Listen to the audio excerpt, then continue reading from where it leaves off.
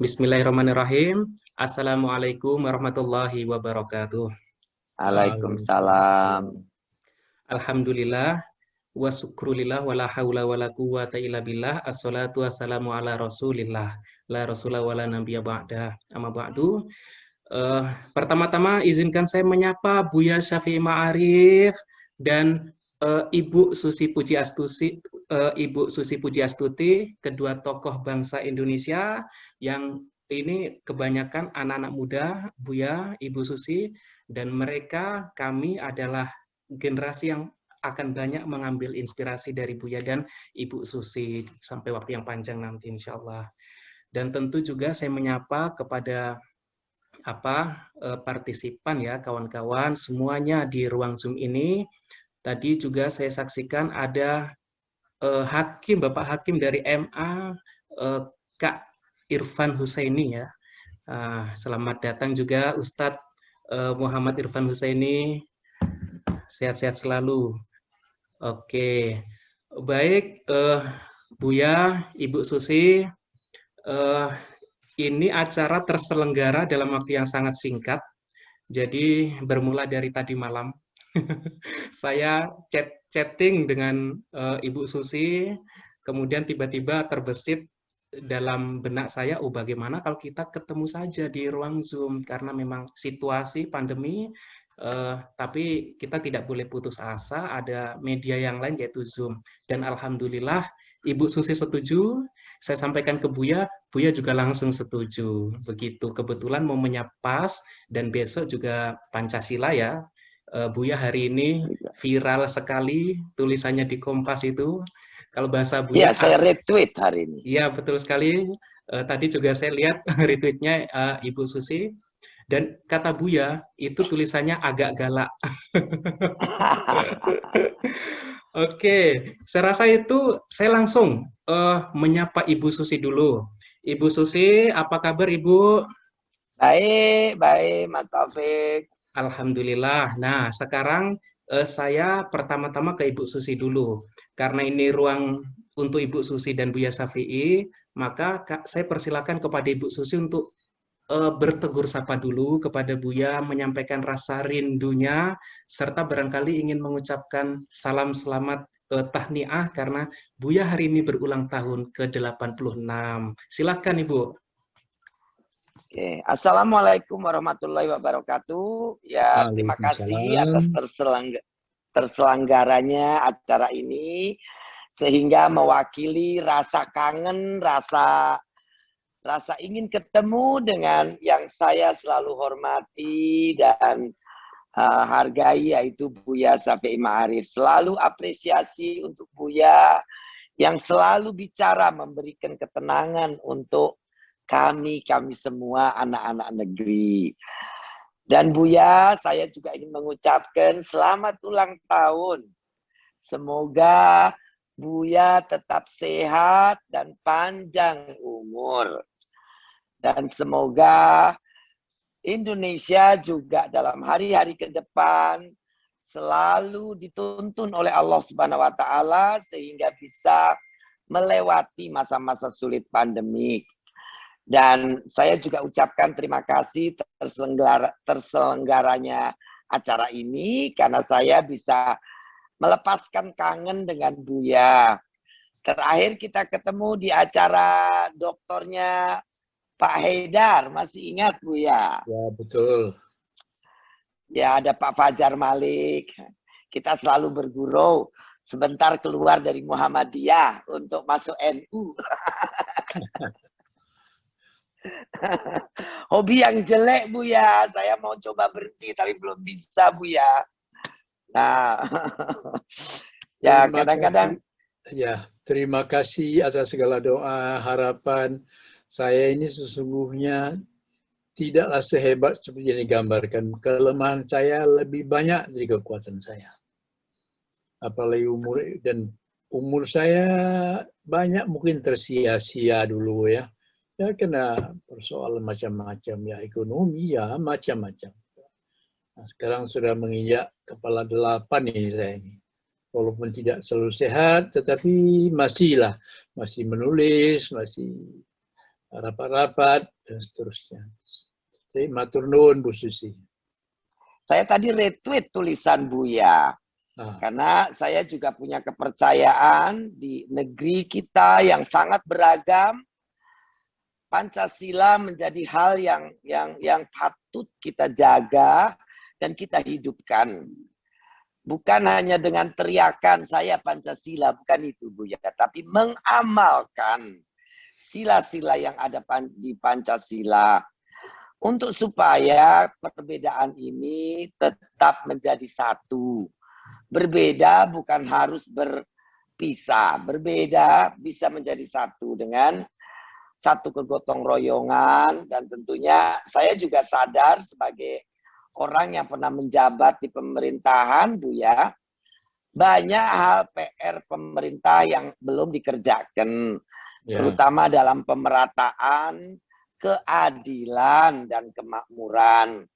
Dan Buya untuk saya adalah tokoh yang selalu menginspirasi dan menjadi panutan.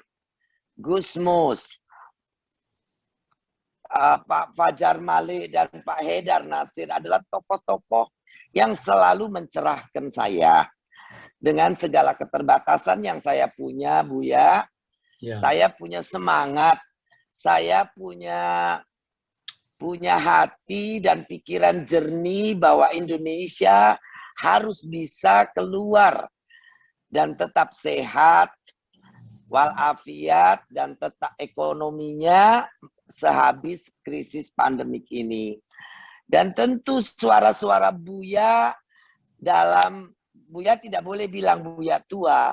Semakin tua, semakin banyak kebijaksanaan Buya dalam kata-kata dan tulisan Buya yang bisa mencerahkan anak-anak negeri seperti saya misalnya. Dan akan selalu saya ingat bahwa Indonesia ini tidak boleh sampai berantakan. Indonesia ini harus tetap menjadi satu. Satu kesatuan. Dengan niat dan tekad tentunya menyebarkan, membagikan keadilan dan kemakmuran kepada seluruh anak-anak negeri ini. Nah tentu Buya jangan bosan memberikan highlight-nya, pencerahannya kepada kami-kami. Sekali lagi terima kasih Buya. Semoga Buya tetap produktif, menulis, memberikan wejangan dan tinggalan untuk kami. Oke, siap, mantap. Bu Susi, saya mau tanya dong. Ya. Apa sebagai seorang perempuan Indonesia, apa sih yang membuat Ibu Susi itu mengagumi ya seorang Buya Syafi'i yang barangkali di usianya yang sekian itu sudah banyak ditinggalkan, dilupakan, paling tidak intensitas bertemu dengan orang lain itu sangat berkurang. Nah, tetapi nampaknya lain ini Buya ini. Nah, apa yang membuat Ibu Susi itu kagum begitu dengan sosok Buya? Tapi saya ini orang yang senang dengan literasi, dengan kebijakan kata, wawasan, dan pandangan. Karena kata, wawasan, dan pandangan itulah value. Dan Buya adalah salah satu orang yang produktif dengan highlight-nya, dengan pencerahannya dalam kata, dalam tulisannya, untuk negeri kita, untuk anak-anak bangsa. Dan saya memang senang dari dulu. Di Jakarta saya punya klub 90 namanya, di mana di situ saya sering ngobrol dengan Pak Emil Salim, Pak Subroto, almarhum Pak JB Sumarlin. Kita kadang-kadang makan siang bersama. Karena apa? Karena dengan pengalaman Buya, dengan usia Buya yang sudah 86 tahun, saya baru setengahnya lebih sedikit. Masih banyak saya harus belajar. Kalau saya mendengarkan dan membaca apa yang Buya tulis, minimalnya saya mengetahui pikiran dari seorang yang telah berumur 86 tahun. Dan mengerti tentang kehidupan selama 86 tahun. Jadi, ya kita belajar kan tidak harus dengan duduk di kelas, mendengarkan dan sendiri dengan membaca tulisan Buya, membaca tulisan-tulisan semua tokoh-tokoh bangsa ini. Saya juga yang tadinya bodoh menjadi lebih pintar. Yang tadinya berengkunung, gerasa gerusu, juga jadinya bijaksana sedikit. Belum sebanyak Buya, tapi saya juga, ya kalau Buya bilang tulisannya keras, saya mungkin lebih dari keras. Jadi Buya, ya kadang-kadang kita juga ya gemes dengan situasi kan Buya. Saya juga mengerti apa yang Buya lihat dan ya itu. Jadi ya saya belajar untuk menghaluskan diri dengan belajar dari yang sepuh-sepuh. Bukan sepuh dalam arti kata tua, tapi ya banyak pengalaman, mata pandangnya berbeda, dan tentunya ya kita semua anak-anak bangsa harus mau mendengar. Iya. Jangan belajar sejarah dengan melakukan kesalahan sendiri. Tapi belajar mendengarkan dari orang yang pernah ada dalam sejarah-sejarah itu. Oke. Supaya kita lebih hati-hati ke depan. Itu saya pikir. Betul ya Bu ya? Benar, Itu luar benar biasa. sekali. Luar biasa. Dan ini, Ibu Susi, Buya itu, saya punya kedekatan emosional dengan Buya sejak tahun 2012 itu udah cukup lama. Dan di situ Buya selalu mencontohkan, walaupun Buya sendiri akademisi ya hingga level yang tinggi, tetapi Buya menyampaikan contoh seperti Hamka itu orang yang bisa menjadi sukses berjaya tanpa sekolah, tanpa ijazah, karena kekuatan literasi, dan itu yang membuat pintar. Termasuk diantaranya yang biasa untuk contoh itu Bu Susi. Nah, itu dia. Bu Susi juga Ya, sering jadi contoh. kalau saya sudah tidak sekolah, terus tidak mau baca, tidak mau mendengar, ya jadi apa saya Bu ya? Nah, Jadi itu. orang bodoh, Iya, orang tidak berguna. kekuatannya memang ada di literasi tadi, kata kunci yang saya tangkap dari Bu Susi. Ya, Ada di literasi membaca. itu adalah value Anda. Iya. Anda berpendidikan tapi literatingnya jelek, ya you finish. You have no quality. Tapi dengan literasi membuat kita lebih mengerti dan lebih bisa antisipatif. Juga lebih bisa memberikan solusi. Karena persoalan ya memang banyak, tapi kalau kita tidak punya value, literasi, kita baca, kita dengar, kita berdiskusi dengan sekeliling kita. Saya mendengar, saya pakai bukan cuma dengan kuping, tapi juga dengan hati. Melihat juga bukan cuma dengan mata, juga dengan hati dan pikiran. Karena dengan begitu saya keluar dari keterbatasan sebagai seorang manusia saja.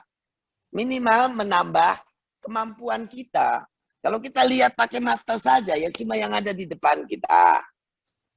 Tapi kita melihat sosok Buya, melihat ekspresi Buya saja, kita sudah merasakan the value beyond.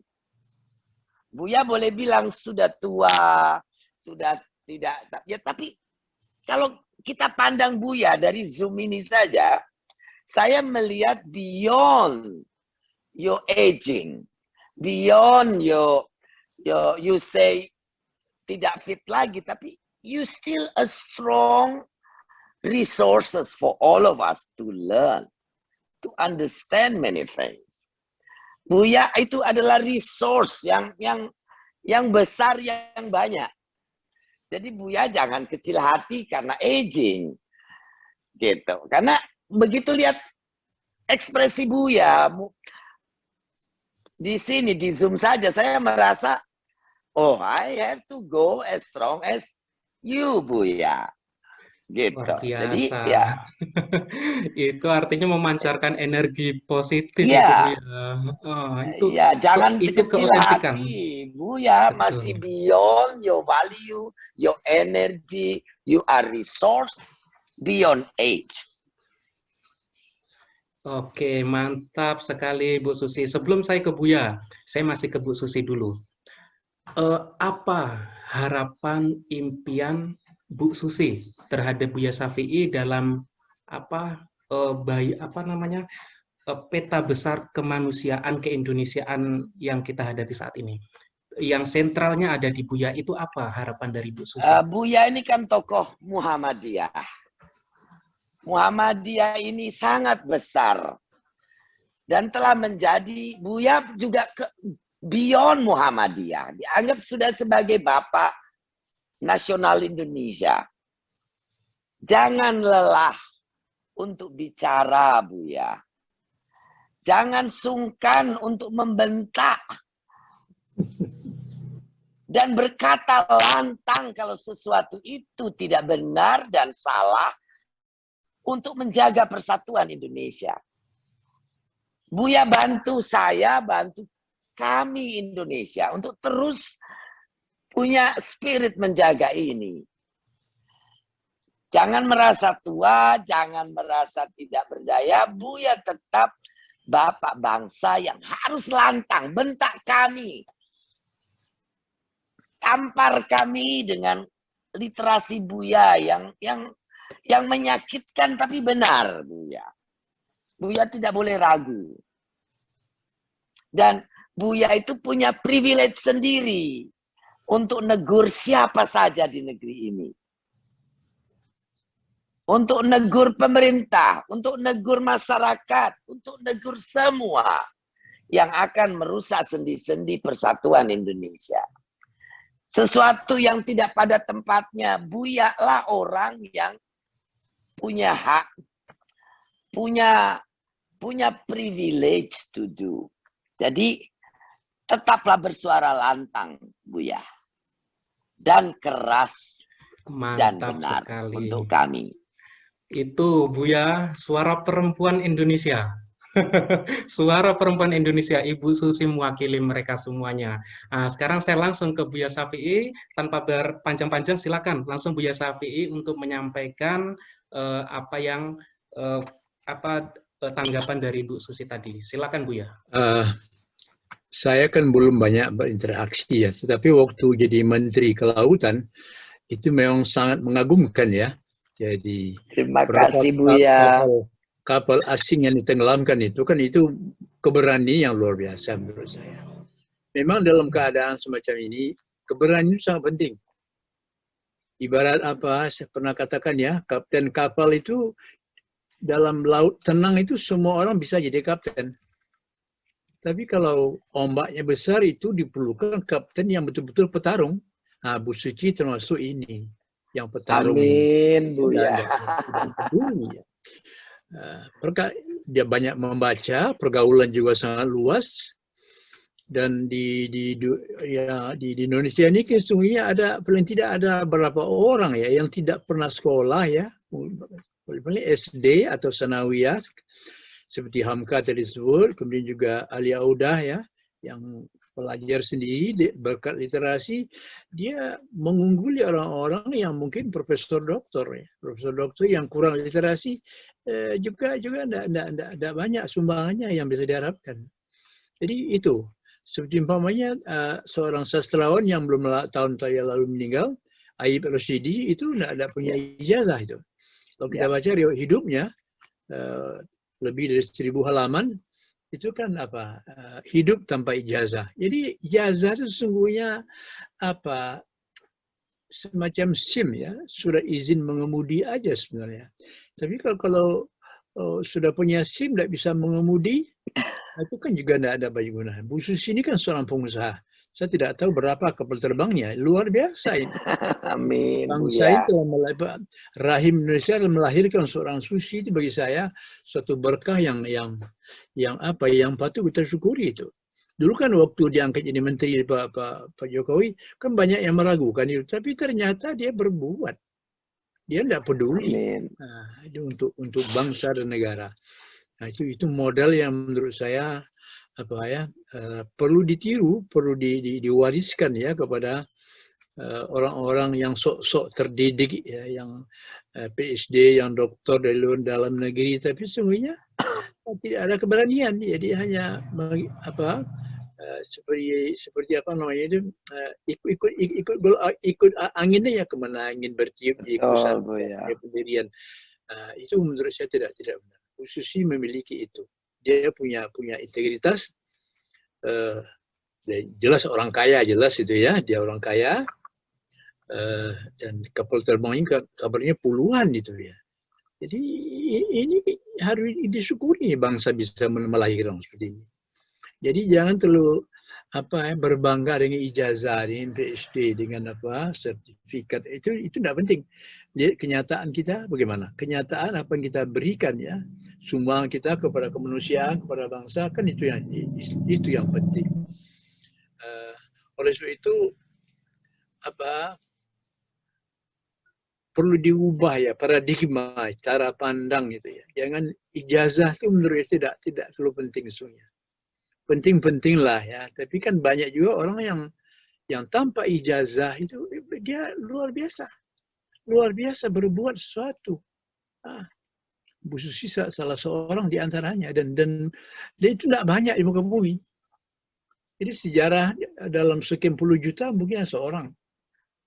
Itu karena potensi, dia tahu potensinya, dan potensi itu diaktualisasikannya dengan keyakinan penuh ya. So manusia ini mempunyai potensi yang sama sebenarnya. Yang lain tidak menggunakan potensinya secara baik. Lalu ya begitu aja. Betapa banyaknya ini orang-orang yang sudah sarjana, insinyur, doktor menganggur ya, mencari kerja. Semestinya kan kalau menurut filosofi suci itu, jangan mencari kerja, tapi ciptakan kerja, terciptakan lapangan kerja. Itu yang penting. Ya karena kalau saya mau ngelamar kerja dengan ijazah SMA, dapatnya cleaning service, Buya. Di Indonesia bagian timur, pulau kecil bisa didatangi oleh kapal terbangnya. Jadi memang saya rasa Pak Jokowi mengerti betul itu. Apa sumbangan ya, apa peran seorang Bu Susi terhadap bangsa, terhadap transportasi melalui udara dan sebagainya. Walaupun sekarang tentunya agak susah ya karena pandemi ini. Saya sudah satu setengah tahun ini tidak berani naik pesawat saya ini. Ya, karena rentan ya. Saya juga ada OTG-nya kemarin ya. Dan betul. Jadi itu ya. Kita harus ibarat padi ya. Semuanya kita makin berisi itu makin menunduk gitu. Jadi jangan kita mentang-mentang profesor, doktor, apa semacam titel banyak sekali di ujung dipangkal di ujung nama. We offer nothing to the nation. Itu bagi saya tidak banyak gunanya, Bangsa ini memerlukan orang-orang yang seperti itu. Yang saya sedih sekarang ini adalah yang saya tulis juga beberapa waktu yang lalu, yaitu Republik Sapi Perah ya, di Kompas juga, dan hari ini tentang Pancasila. Itu kegelisahan saya yang menurut saya otentik itu. Jadi memang seperti itu. Benar, Buya. Dan seorang Hatta ya, yang almarhum itu dia pernah mengatakan bahwa Pancasila itu, dia seorang Pancasilais sejati dalam teori dan praktek. Dia pernah Hatta pernah mengatakan Pancasila itu baru bertengger di bibir gitu. Ini belum menjadi kenyataan. Ini sudah hampir 76 tahun kita merdeka, masih begitu juga gitu. Dan sementara korupsi kita sudah tidak karu-karu nih, KPK juga makin dilemahkan, dan sekarang ramai lagi ini sekian ratus pegawai KPK minta pelantikan ditunda. Jadi hal-hal yang tidak penting ini kenapa kita mau diselesaikan dengan baik. Dan juga saya sudah buat pernyataan juga bahwa presiden harus jangan hanya mengajak-ngajak ya, tapi perintahkan gitu. Pemerintah memerintah, bukan hanya bujuk-bujuk gitu. Demi apa lagi? Terlalu banyak persoalan kita ini. Persoalan kita ini berjibun kalau bahasa orang Riau sana. Luar biasa banyaknya. Itu memerlukan otak-otak besar, orang-orang yang jangan melihat titel ya. Titel itu sesungguhnya apalah, nothing sesungguhnya. Kalau titel itu hanya sebagai etalase ya, jadi tidak ada gunanya. Nah, terima kasih lah ini saya bisa Oke. berdialog hari ini.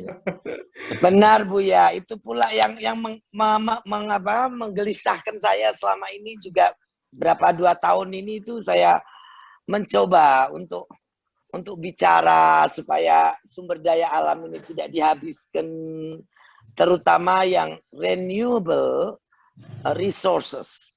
Karena renewable resources itu kalau kita jaga akan terus ada.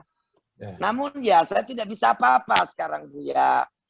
Kapal-kapal asing yang dulu saya berhentikan sekarang sudah dikasih izin jalan lagi. Ya. Jadi ya kapal-kapal besar jalan, kapal-kapal Indonesia tidak akan dapat ikan lagi. Sebentar lagi habis. Ya kalau ikan disamakan dengan tambang, ya pasti akan habis, Buya. Itu yang menggelisahkan saya. Kemudian juga ya lingkungan. Karena kalau kita lingkungannya sudah import yang berlebihan, sehingga petani garam tidak bisa jual garamnya lebih dari 300-700 perak. Buya, saya sedih. Waktu saya menjabat, mereka harganya bisa di atas 1.500, Buya. Karena saya batasi import garam tidak boleh lebih dari 2,3 juta ton. Sekarang import 3,7 juta ton. Maka garam petani tidak ada yang beli. Sekarang saya selalu beli, ada petani dari Indramayu yang dekat, saya beli 2-3 ton, 10 ton. Saya bagi-bagiin ke tetangga. Hanya untuk supaya bisa kasih dia 1.000 perak 1 kilo harga. Ya. Oke, sangat mulia. Sangat Dan mulia. ratusan ribu ton masih belum terjual, Buya. Ya. Ya hal seperti ini membuat saya sedih, Buya. Ya, Dan sama juga dengan sekarang masyarakat petani kita juga hanya bertanam untuk makan. ya. Nah kalau seperti itu pembangunan menjadi tidak memberikan kesempatan kepada masyarakat untuk lebih hanya sekedar menikmati basic cukup, makan cukup. Tapi civilization, kemajuan zaman atau kemajuan pembangunan kita, mereka tidak punya karena uang mereka tidak ada. Karena mereka tidak bisa jualan hasil pertanian mereka untuk mendapatkan uang. Jadi mereka memang mungkin sampai kelaparan belum. Tetapi mereka tidak bisa menikmati ekstra yang lebih dari sekedar makan cukup, Buya. Nah, ini saya sedikit prihatin. Kemarin 5 tahun para nelayan, petani garam sudah bagus. Kenapa tidak dilanjutkan? Menteri boleh siapa saja. Silahkan. Tapi kalau kebijakan bagus, kenapa tidak dijaga, Buya? Itu pertanyaan saya. Kira-kira seperti itu, Buya. Itu gelisah dan saya tenang karena saya melihat Buya, melihat Pak Haidar, melihat kemarin saya sedikit ngobrol dengan Pak Menak juga dan juga beberapa ya. Nah, kita harus bergerak melakukan sesuatu bagaimana kita bisa merubah ke arah yang lebih baik. Nah, Buya harus bersuara lantang, Buya. Bantu saya menyuarakan, kita tidak perlu asing untuk menangkap ikan. Menjualnya kita perlu asing, perlu dolar mereka. Tapi menangkap, jadikanlah itu urusan nelayan dalam negeri. Seperti garam juga, janganlah impor 3 juta ton. Importnya ya 2 juta ton saja untuk industri. Yang untuk konsumsi garam petani lokal cukup. Itu kira-kira, Buya. Bantu saya, Buya. Ini luar biasa nih. Saya tuh seperti menemukan dua. Saya mohon maaf memprovokatorin Buya, tapi there is out there the people screaming, Buya. Kalau saya yang ngomong, dikira saya punya agenda politik, Buya. Padahal lillahi ta'ala, saya hanya akan mau melakukan sesuatu kalau untuk kebajikan orang lain. Ini yang ada Bukan yang harus untuk, Ibu Susi tidak tahu ada juga. ambisi politik, tidak ada. Iya. Pertahankanlah kebijakan yang benar dan baik untuk masyarakat. Oke. Nothing else than that. Oke. Jadi Buya, ya itu tadi saya memohon. Tapi mungkin nanti kalau buzzer-buzzer nanti akan bilang Ibu Susi memprovokasi Buya strategi katanya. Padahal Buya lebih hebat dari saya. Masa saya provokatorin Buya? Kan tidak mungkin. Jadi ya itu Buya, kontrol import yang bisa kita produksi sendiri. Biarlah masyarakat mencari uang.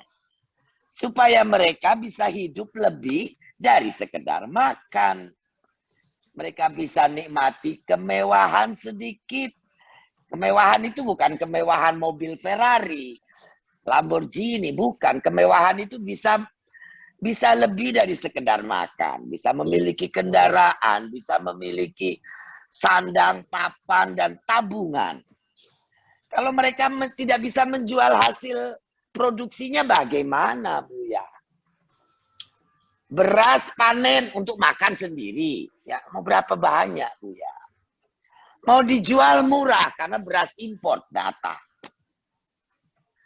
Garam berpanas-panas selama musim kemarau di bawah terik matahari. Begitu selesai garam import datang, 200 perak pun nggak ada yang ambil.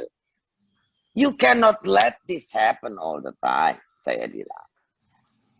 Tidak boleh, kita juga tidak boleh tuli dan buta mata, buta hati. Nah, itu saja, Buya. Oke, Ya, saya sekarang memohon Buya untuk ikut suarakan. Ya, itulah Nuhun yang sewu, Buya minta maaf.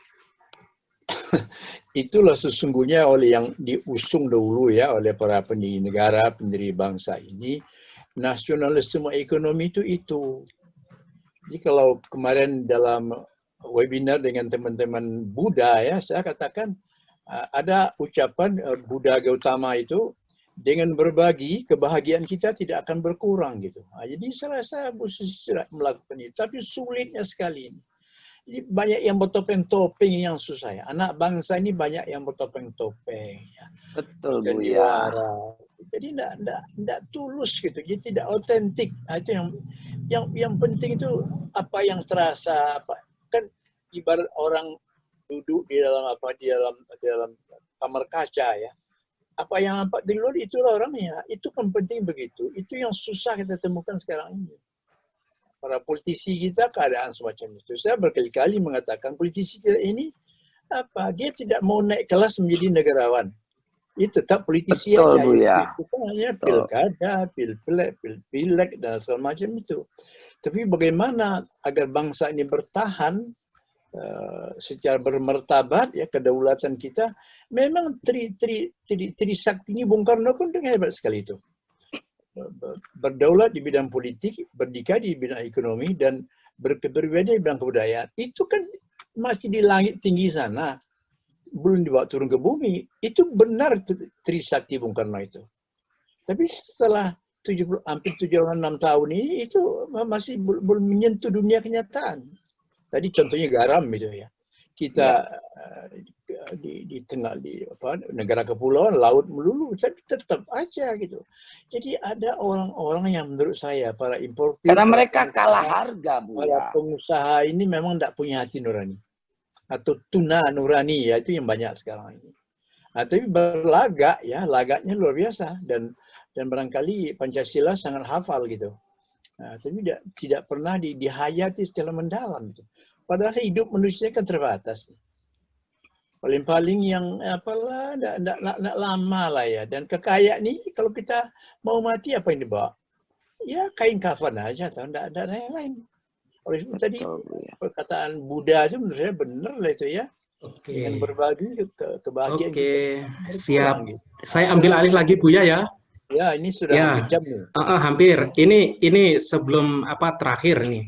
Jadi gini Bu Susi, saya itu kan pernah melarang Buya untuk nggak usah mikir yang abot-abot lah. Apalagi kemarin ketika Buya itu jatuh sakit, sempat OTG juga ya, kemudian batu ginjal, operasi. Buya tidak usah mikir yang berat-berat, istirahat, fokus. Jawabannya Buya itu malah bikin saya tuh diam 1000 bahasa. Kata Buya, yang membuat saya sehat itu mikir dan nulis. Jadi itu sudah nggak bisa diapa-apakan lagi Buya kalau begitu. Katanya yang membuat sehat, kemudian fresh itu karena menulis itu, mikir dan menulis. Makanya nggak bisa dihalangi, ini mikir berat seperti ini. Ini obat buat Buya. Gitu, Bu. Oke. Ya, itulah Buya. Tadi Buya bicara tentang kita nih lautnya luas apa ya. Selama ekonomi rental ada 5-7 pengusaha, di bawah 10 pengusaha yang bisa jualan garam tanpa harus produksi garam, Buya. Nah, itu dia, itu dia. Nah, rente itu, Buya, yang buat hancur yang berproduksi. Jadi bukanlah petani kita, petani garam, petambak garam itu malas. Bukan, Buya. Mereka sudah mau berproduksi. Meningkatkan kualitasnya sudah. Tetapi diguyur garam dari luar yang hasil dari tambang murah-murah 600 perak. Ya mati mereka, Buya. Ya. Itulah. Jadi ya saya tidak tahu harus mengeluh dan bagaimana to shake. Come on, look at them gitu loh, Buya. Look at the matter. Everything is destroyed. The tatanan tata niaga ini is killing the whole productivity of our people. Yes. Can someone see that? Can someone do something about that? Itu yang kadang-kadang saya juga maunya nggak mikir, Mas Taufik, Buya. Anak-anak saya bilang, Mami santai dikit. Mami bukan pejabat lagi, sudah tidak usah pikirin. Tapi ya tidak bisa. Saya lihat lewat jalan ke pasar, manusia pada seperti ini, terus lihat di sisi lain seperti itu. Ya ampun, bagaimana gitu? Tidak bisa tidak pikir, Buya. Ibu Susi. Otak saya jalan terus dan pikir terus. Oke, Ibu.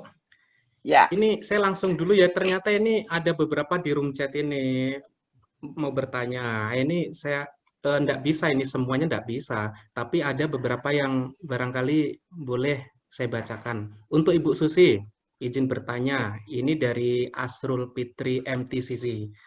Nah, sisi lain yang membuat Ibu Susi mengagumi Buya itu apa lagi? Nah, ternyata masih pada penasaran ini. Apa tuh yang membuat kagum Ibu Susi kepada Buya selain yang tadi sudah disampaikan? Silakan Ibu. Tadi dengar Buya bicara. Dalam usianya, dalam kondisi sekarang, Buya masih bicara seperti itu.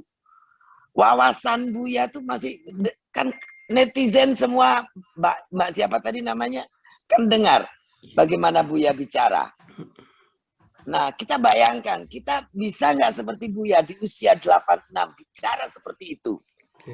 Clear, clean, straightforward, direct to the point. Bisa nggak kita begitu dalam usia seperti Buya? Susah kayaknya, tapi harus optimis ya Bu ya. Ya, ya itu yang saya salah satu kagum dengan Buya. Oke, ini ada lagi Bu, ternyata banyaknya ke Ibu pertanyaannya. Namanya Christopher. Wah ini unik, ini namanya Christopher Veron Purnomo. Ingin bertanya kepada Ibu Susi, bagaimana kunci sukses tanpa harus berpendidikan tinggi sebagaimana Buya? Silakan Bu.